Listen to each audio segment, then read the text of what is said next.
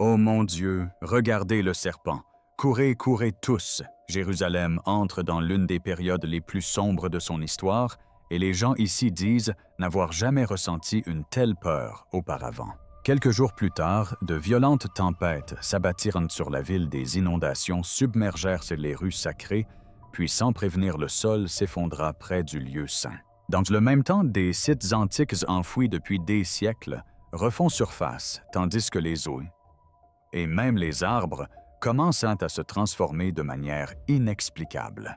Et maintenant, les pèlerins restant silencieux, certains en larmes, d'autres à genoux, bouleversés par quelque chose d'inexplicable. Et les médias traditionnels muets comme des carpes. Pouvez-vous imaginer être là avec le sentiment qu'une force immense se profile? Est-ce qu'un avertissement? Le jugement approche-t-il? Restez avec moi, et si vous ressentez cela dans votre cœur, laissez une prière dans les commentaires et demandez la miséricorde de Dieu avant qu'il ne soit trop tard. Aux abords de l'ancienne Jérusalem, où l'histoire sacrée est restée immuable pendant des millénaires, le sol s'est soudainement dérobé sous ses pieds. La route stable quelques instants auparavant a commencé à s'enfoncer, formant un profond cratère circulaire qui s'élargissait à chaque seconde. Des témoins ont rapporté avoir entendu un grondement sourd et inquiétant s'élever sous leurs pieds. Lorsque la surface s'est effondrée, les couches internes de la terre ont été mises à nu. Sous le sol actuel, des fragments de pierres plus anciennes sont apparus, ainsi que des couches compactées restées à l'abri de la lumière pendant des siècles. Puis, morceau par morceau, ils glissèrent dans l'obscurité, comme aspirés par quelque chose en dessous. Ce n'était pas une simple érosion. Ce n'était pas quelque chose qui venait de se briser. On aurait dit quelque chose qui avait déjà été vidé de l'intérieur, attendant son heure pour céder. Les scientifiques l'expliquèrent par l'érosion du calcaire et la présence de cavités souterraines. Mais ceux qui se tenaient là ne cherchaient pas d'explication technique. Ils se demandaient « Pourquoi ce sol-là et pourquoi maintenant ?» Les gens reculèrent visiblement effrayés. Certains levèrent leur téléphone, les mains tremblantes. Quelques-uns se mirent à prier en silence, comme s'ils pressentaient que ce moment revêtait une signification qui dépassait toute mesure. À mesure que la vidéo se propageait, les exégètes bibliques commencèrent à s'y intéresser. Ce qui les a surpris, c'est la ressemblance frappante avec un passage des Écritures anciennes. Dans l'Évangile selon Luc, chapitre 21, verset 11, il est question de grands tremblements de terre et d'événements terrifiants. Et dans Luc 8,17, il est déclaré que rien n'est caché qui ne doive être révélé. Il ne s'agit pas de situations permanentes, mais de moments précis où ce qui a été enfoui et affaibli silencieusement est soudainement mis au jour. Ainsi, lorsque la terre s'ouvre à Jérusalem, ville au cœur de l'histoire biblique, une question troublante se pose. S'agit-il d'une érosion naturelle ou d'un signe que ce qui a longtemps été caché est désormais mis au jour? Le monde change et les pierres ancestrales commencent à parler. Serait-ce un avertissement? Ce qui semblait autrefois inébranlable ne l'est-il plus autant qu'on le croit? Alors que le sol de Jérusalem s'effondrait, révélant ce qui était resté longtemps enfoui, quelque chose d'inattendu commença à émerger non loin de là. Non pas un vide, mais un lieu de dévotion, préservé, enfoui depuis des siècles. Près des collines entre Jérusalem et Bethléem, des archéologues ont mis au jour les vestiges de cet ancien établissement révélant un lieu de culte préservé sous les collines. Une communauté jadis bâtie sur la discipline, la dévotion et l'abandon quotidien. Les structures seraques n'étaient pas le fruit du hasard. Elles étaient agencées avec intention. Des bâtiments en briques de terre crues orientés ouest-est. Des salles de prière, des cellules de moines, des espaces sculptés pour le culte, pour le silence, pour une vie entièrement centrée sur Dieu. Chaque mur, chaque niche, chaque surface usée témoigne d'un passé presque oublié de la vie moderne. Mais ce qui troublait ceux qui pénétraient dans ces lieux, ce n'était pas seulement ce qu'ils voyaient, c'était ce qu'ils ressentaient. Lorsque le site fut mis au jour, un silence étrange s'installa pesant, presque sacré. Les conversations s'éteignirent. Les mouvements ralentirent. Certains baissèrent haut la tête sans comprendre pourquoi. D'autres se mirent à prier. Quelques-uns tombèrent suite à genoux submergés, non par la peur, mais par quelque chose de plus profond, la reconnaissance. Car c'était plus qu'une découverte. C'était une confrontation. Le rappel d'une foi qui jadis rythmait chaque instant de la vie. Une dévotion qui n'a pas été détruite, mais peu à peu diluée, oubliée, remplacée. Dans Jérémie 6, 16, il est écrit « Tenez-vous au carrefour et regardez. Demandez quels sont les anciens sentiers. » Et dans Luc 8, 17, il est dit que ce qui était caché sera révélé. Cela ne se produira pas par hasard, mais au moment voulu. Alors quand un tel lieu surgit de terre en pleine période de troubles, de distraction et d'éloignement spirituel, la question devient incontournable. Pourquoi maintenant? Pourquoi ce qui était enfoui est-il mis au jour au moment même où le monde s'éloigne toujours plus? Parce que cela n'a peut-être rien à voir avec l'histoire. Il s'agit peut-être d'un retour. Quand quelque chose d'aussi sacré ressurgit de terre, le message n'est plus silencieux. S'agit-il simplement d'un lieu oublié qui se révèle ou d'un avertissement nous appelant à revenir avant que la foi elle-même ne disparaisse irrémédiablement? Si votre foi demeure inébranlable, laissez une prière en commentaire. Écrivez, aimez, partagez et abonnez-vous et restez attentifs aux révélations à venir. Alors que d'étranges phénomènes continuent de se produire à Jérusalem, l'attention se porte désormais sur l'un de ces sites les plus sacrés et les plus anciens, le Mont des Oliviers, un lieu chargé de prophéties, de souvenirs et de prières. Et maintenant, quelque chose y est en train de changer. À flanc de colline, une rangée d'oliviers centenaires, dont certains étaient censés être là depuis des générations, commença à dépérir en quelques jours. Les feuilles séchèrent et tombèrent rapidement. Les branches devinrent cassantes, creuses, sans vie. Des témoins ont décrit avoir entendu de faibles craquements, des claquements secs et soudains, résonnant dans l'air immobile, comme si les arbres eux-mêmes cédaient de l'intérieur. Il n'y avait ni incendie, ni tempête, ni maladie visible, seulement une décomposition, apparue presque du jour au lendemain.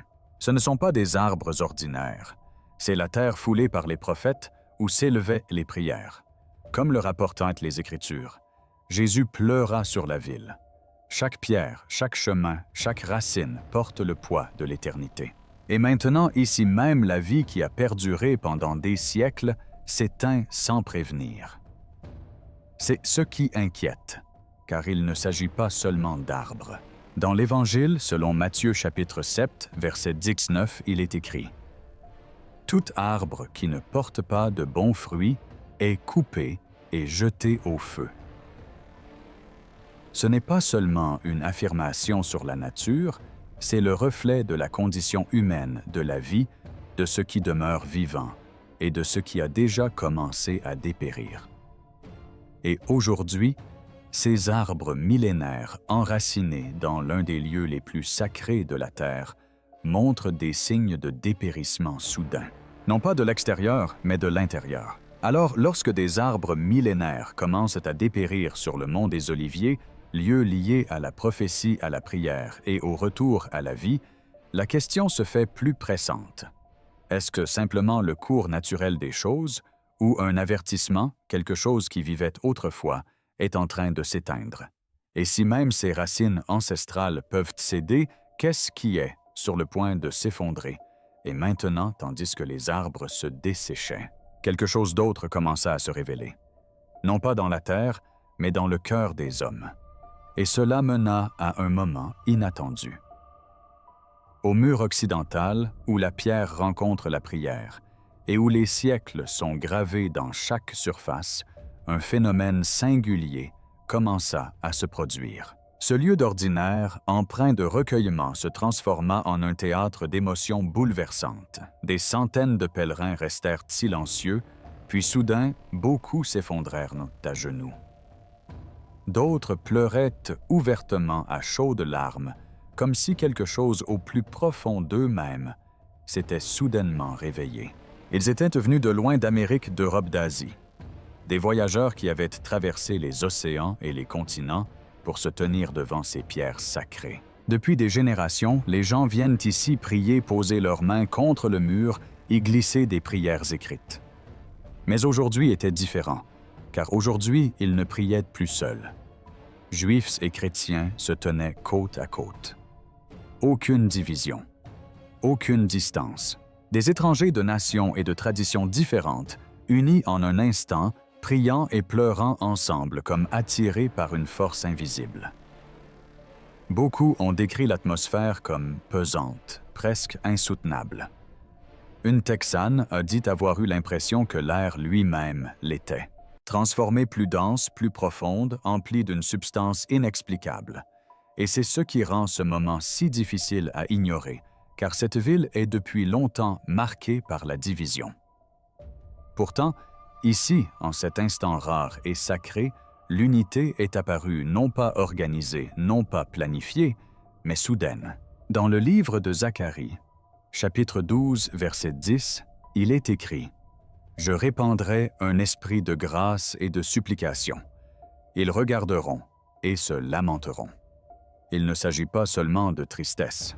Il s'agit d'un éveil, d'un moment où les cœurs s'ouvrent, où l'on commence à voir ce qui était auparavant invisible. Pour ceux qui en ont été témoins, ce n'était pas un hasard. C'était comme une révélation. Un élan, un appel, un moment où la distance entre les gens, et peut-être entre l'humanité et Dieu, semblait se réduire même brièvement. Et cela soulève une question qui persiste longtemps après que les larmes se soient séchées. Pourquoi dans une ville réputée pour ses divisions des inconnus, venus des quatre coins du monde, ont-ils pleuré ensemble au même instant? Était-ce l'émotion ou quelque chose de bien plus profond qui les animait? Ces dernières années, l'Institut du Temple s'est activement préparé à un événement qui n'a pas eu lieu depuis près de 20 ans, la recréation de vases sacrés selon des instructions bibliques précises. Les prêtres issus de la lignée de Lévi ont reçu un enseignement rigoureux sur les anciens rituels autrefois pratiqués au Temple. Les vêtements ont été tissés avec une précision extrême, suivant les descriptions conservées dans les Écritures. Même la rare génisse rousse requise pour les rites de purification a été élevée dans des conditions contrôlées afin de répondre aux exigences bibliques. Il ne s'agit pas d'une préparation théorique, mais d'une démarche pratique délibérée et continue. Les pèlerins qui se rendent aujourd'hui à Jérusalem arrivent souvent en quête d'histoire, mais beaucoup repartent avec le sentiment que quelque chose est en train d'avancer. Certains restent silencieux. D'autres pleurent ou prient avec une ferveur inhabituelle. Des personnes de nations et de traditions différentes se rassemblent dans de rares moments d'unité, créant des scènes profondément émouvantes et difficiles à expliquer. L'atmosphère a été décrite comme pesante, presque sacrée, comme si la ville elle-même portait un poids qu'il devenait de plus en plus difficile à ignorer. Dans le livre de l'Apocalypse, chapitre 11, versets 1 à 2, il est écrit que le temple de Dieu sera mesuré, ce qui indique non seulement son existence, mais aussi son rôle central dans les événements futurs. Ce passage a longtemps été interprété comme annonçant la reconstruction du temple à Jérusalem. Cependant, la prophétie biblique ne s'arrête pas à la restauration. Dans le livre de Daniel, chapitre 9, verset 27, il est question d'une alliance qui sera confirmée puis rompue. Dans la deuxième épître aux Thessaloniciens, chapitre 2, verset 4, il est question d'un personnage qui s'élèvera au-dessus de tout ce qui est appelé Dieu et qui prendra place au sein même du temple. Ces passages décrivent non seulement la préparation, mais aussi le déroulement des événements. Ils décrivent une époque où la paix régnera, où la stabilité semblera possible, et où un leader émergera, proposant des solutions à un monde en crise. Pourtant, selon les Écritures, cette paix ne dure pas. C'est ce qui rend ce moment si difficile à ignorer. Si les préparatifs du temple sont déjà en place et si les conditions décrites dans la prophétie commencent à se concrétiser, La question n'est plus celle de la possibilité, mais celle du moment opportun. Et lorsque la paix enfin adviendra dans un monde en quête de réconfort, sera-ce une paix véritable ou le début de quelque chose de bien plus trompeur que quiconque ne l'imagine? Peu après que le sol se soit dérobé sous vos pieds près de Jérusalem, un autre événement se déroula au-dessus plus calme, mais non moins inquiétant. Sur le mont du Temple, l'un des lieux les plus sacrés et les plus disputés de la terre, une légère bruine commença à tomber sans prévenir. Au début, cela semblait ordinaire, une averse passagère et brève. Mais en quelques minutes, elle s'est intensifiée. Les anciennes cours de pierre polie par des siècles de prières et de pas étaient gorgées d'eau. L'eau s'étendait à la surface, traçant des lignes à travers le sol sacré ruisselant sur les pierres, qui avaient été témoins de générations de cultes, de conflits et de prophéties. Les visiteurs restèrent immobiles surpris, observant la pluie tomber régulièrement sur un lieu rarement transformé aussi soudainement. Aucun front orageux n'approchait, aucune formation nuageuse ne se profilait à l'horizon. Seule la pluie apparaissait, s'intensifiait et recouvrait la montagne d'une manière qui semblait délibérée. Les scientifiques ont évoqué des changements atmosphériques rapides, un phénomène connu dans la région. Des variations soudaines de température et de pression peuvent provoquer des averses brèves et localisées. Cette explication est plausible, voire attendue. Et pourtant, pour ceux qui en ont été témoins, la signification n'avait rien d'ordinaire, car il ne s'agissait pas d'un endroit quelconque où il pleuvait. C'était le mont du Temple, un lieu profondément ancré dans les Écritures, l'histoire et les espérances. Un lieu où le ciel et la terre se rencontrent souvent, où le silence lui-même est lourd de sens. Dans le livre d'Ézéchiel, il est écrit « Sa voix était comme le grondement des grandes eaux ». Cette image ne se limite pas au son. Elle évoque une présence, quelque chose qui meut, qui emplit et qui recouvre tout. Et maintenant, l'eau coulait sur cette même terre sacrée. Peu après l'effondrement de la terre, la séquence devient plus difficile à ignorer. D'abord, le sol s'ouvre. Ensuite, l'eau recouvre ce qui reste. Dans les schémas bibliques, l'eau symbolise souvent la purification, le renouveau ou le commencement d'une ère nouvelle.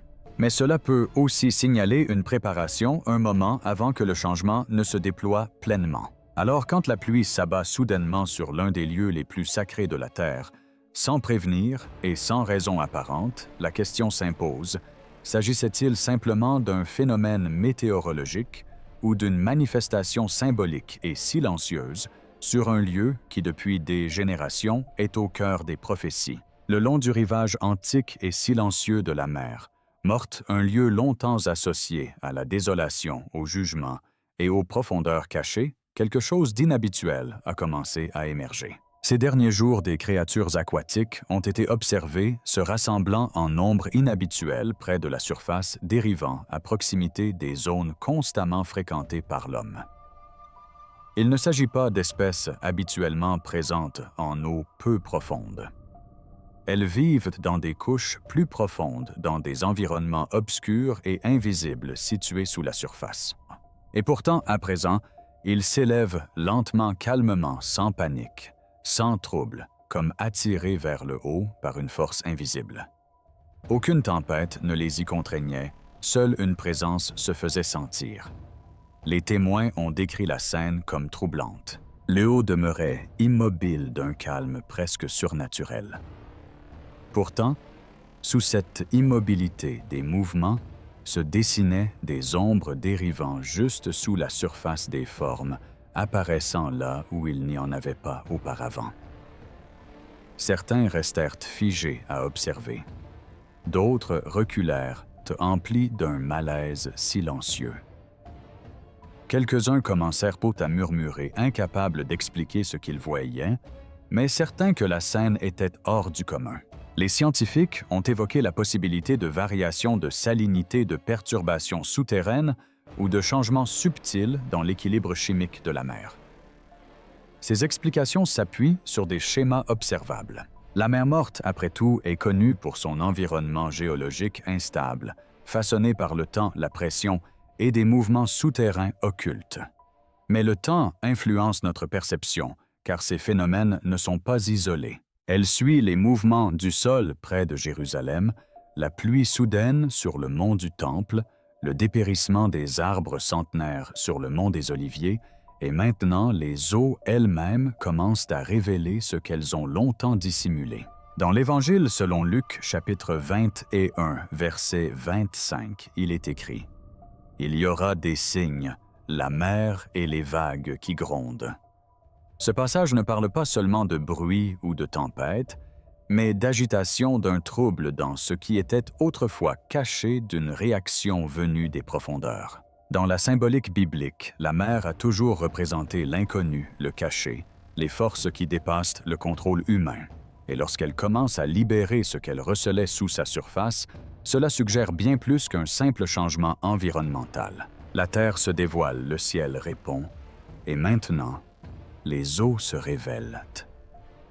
Ce qui était caché ne le restera plus, et cela soulève une question qui plane sous la surface de tout ce qui se déploie. Si même les profondeurs de la mer commencent à révéler ce qui était caché, qu'est-ce qui va encore surgir? Juste à l'est de Jérusalem se dresse le mont des Oliviers, antique, silencieux et chargé de sens. Depuis des siècles, elle demeure inchangée, veillant sur une ville où histoire et prophétie sont intimement liées. Ce n'est pas qu'une simple colline, c'est un lieu où se sont déjà déroulés les événements relatés dans les Écritures et où d'autres, dit-on, se produiront encore. Sous cette terre sacrée, quelque chose d'invisible continue de se construire. Les géologues confirment l'existence d'une faille sous le mont des Oliviers, reliée à la vallée du Grand Rift. La pression s'accumule lentement, profondément, sous les couches géologiques. Elle ne se libère pas sans raison, mais elle est là, constante, croissante, tapie dans l'ombre. La science l'appelle tension souterraine, mais les Écritures décrivent un phénomène bien plus précis, survenu il y a fort longtemps. En ce jour-là, ses pieds se poseront sur le mont des Oliviers, et le mont des Oliviers se fendra en deux d'est en ouest. Ce ne sont pas des paroles vagues, pas des... Elle décrit avec précision la direction, le mouvement et le lieu. Une division physique de la montagne elle-même, au cœur de la Jérusalem prophétique. Et c'est là que toute la gravité du moment se révèle. Car c'est ici même que Jésus s'est tenu là, même où des prières ont été prononcées, où des prophéties ont été annoncées, là où l'histoire et la foi se rejoignent. Et selon les Écritures, c'est aussi là que la terre elle-même répondra. Non pas progressivement, mais soudainement. Ces derniers temps de légers changements ont été enregistrés dans la région de faibles secousses de subtiles tensions telluriques. La pression monte insidieusement avant de se libérer. Cela se vérifie aussi bien dans la nature que dans les prophéties. Le mont des Oliviers est resté immuable pendant des générations, mais l'Écriture ne parle pas de permanence. Elle décrit un moment, une division soudaine qui marque un tournant.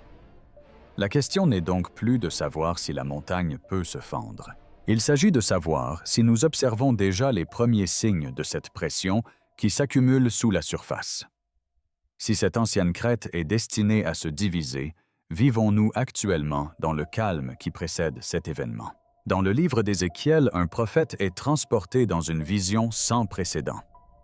Il se trouve dans une vaste vallée jonchée d'ossements desséchés, éparpillés, inanimés, totalement coupés du moindre signe de vie. Il ne s'agissait pas de restes humains récemment tombés. Ils étaient anciens blanchis par le soleil vidé de toute force réduits au silence. C'était l'image d'une perte totale d'un état irrémédiable. Et pourtant, dans ce silence, quelque chose commence à changer. Les eaux se mettent à bouger. Lentement d'abord, puis, avec détermination, les morceaux se rassemblent, retrouvant leur forme originelle. La structure revient, puis la chair se forme par-dessus. La peau recouvre ce qui était exposé. On demande, on demande, on demande, on demande, on demande, on demande. Et enfin, le souffle entre. Ce qui était mort se relève. Je ferai entrer en vous un souffle de vie et vous revivrez.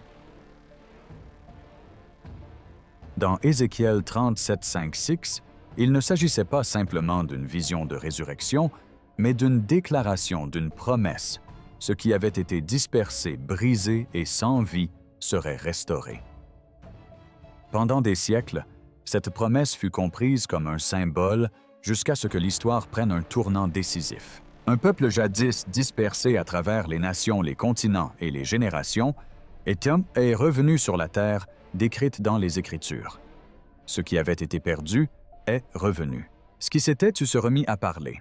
La formation d'Israël en tant que nation fut perçue par beaucoup comme le premier accomplissement de cette vision antique. Mais la prophétie ne s'arrête pas à la résurrection.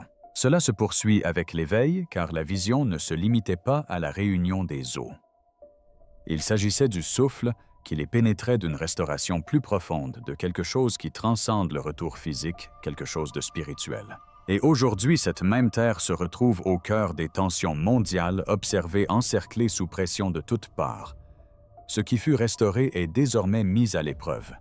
C'est là que le sens prend toute sa profondeur. Si la première partie de la prophétie, le retour, la restauration, s'est déjà réalisée, la question devient inévitable: que se passera-t-il ensuite? Car la prophétie ne se réalise pas d'un seul coup.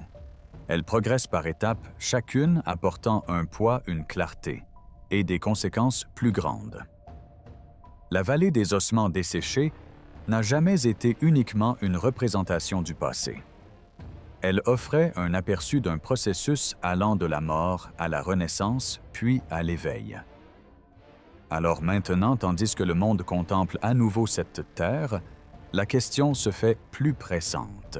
Si les ossements se sont déjà relevés, que se passera-t-il lorsque le souffle de vie y pénétrera pleinement, alors que les signes continuent de se manifester? Le sol se dérobe sous Jérusalem, d'anciennes structures surgissent de terre, des arbres dépérissent sans raison apparente. Les eaux révèlent ce qui était caché et les cœurs s'émeuvent d'une manière inexplicable. Une autre dimension commence à se dessiner. Non pas dans la terre, non pas dans le ciel, mais au sein des systèmes qui régissent la vie quotidienne. Partout dans le monde, le pouvoir se centralise. Les économies sont de plus en plus interconnectées et dépendantes de systèmes unifiés. Les transactions numériques remplacent les échanges physiques. L'accès aux ressources, la liberté de mouvement et même l'identité sont de plus en plus liés à des réseaux contrôlés. Ce qui était local est devenu global. Ce qui était optionnel devient nécessaire. Et au sein de cette transformation, une tendance se dessine: le contrôle. Ce n'est pas soudain ni imposé d'un coup, mais construit progressivement, étape par étape, système après système, jusqu'à devenir une partie intégrante du quotidien. Dans le livre de l'Apocalypse, chapitre 13, versets 16 et 17, il est écrit: « Elle fit que tous reçussent une marque, afin que personne ne pût acheter ni vendre sans avoir la marque. » Ce passage a été étudié, débattu et interprété pendant des générations. Certains y voient un symbole. D'autres pensent qu'il décrit un système littéral qui n'a pas encore pleinement émergé. Mais ce qui demeure constant dans toutes les interprétations, c'est ceci: un niveau de contrôle sur la vie humaine sans précédent. Un système où la participation à la société, l'achat, la vente, la survie ne sont plus gratuits, mais conditionnels. Et c'est ce qui rend ce moment si important, car les systèmes qui se construisent aujourd'hui, numériques, financiers, politiques, évoluent dans cette direction. Non pas comme une prophétie accomplie du jour au lendemain, mais comme une infrastructure mise en place au fil du temps, discrètement, efficacement, presque imperceptiblement. Dans le même temps, le monde subit des pressions à tous les niveaux: instabilité politique, incertitude économique, division sociale, confusion spirituelle. Dans ces moments-là, les gens recherchent des solutions, de la stabilité, un leadership. L'histoire montre qu'en temps de crise, les systèmes de contrôle sont souvent plus facilement acceptés s'ils promettent la paix. C'est là que l'avertissement se fait jour, car la prophétie ne décrit pas le contrôle comme un commencement, mais comme une conséquence. La conséquence de la pression, la conséquence de la peur, la conséquence d'un monde en quête d'ordre. Et lorsque cet ordre sera finalement donné, il ne semblera peut-être pas menaçant au premier abord. Il pourrait paraître nécessaire, voire utile. Mais l'Écriture nous avertit que ce qui commence comme solution peut se transformer en soumission. Ainsi, lorsque nous observons le monde d'aujourd'hui, les systèmes qui se mettent en place, les technologies qui progressent, les structures qui se durcissent, la question n'est plus lointaine. Elle est bien présente. Ce que nous sommes en train de construire pourrait-il devenir quelque chose de bien plus grand que ce que nous imaginons? Les systèmes conçus pour notre confort pourraient-ils devenir des systèmes de contrôle? Sommes-nous capables de percevoir la direction à suivre avant même qu'elle ne soit pleinement établie? Car les signes ne se limitent pas à notre environnement. Ils sont aussi présents au sein des systèmes dont nous dépendons au quotidien. Si ce message vous interpelle, prenez un instant pour réfléchir. Si votre foi demeure forte, n'hésitez pas à partager une prière en commentaire. Aimez partager et abonnez-vous pour rester informé, car comprendre les signes n'est pas une question de peur, mais de préparation à ce qui va suivre.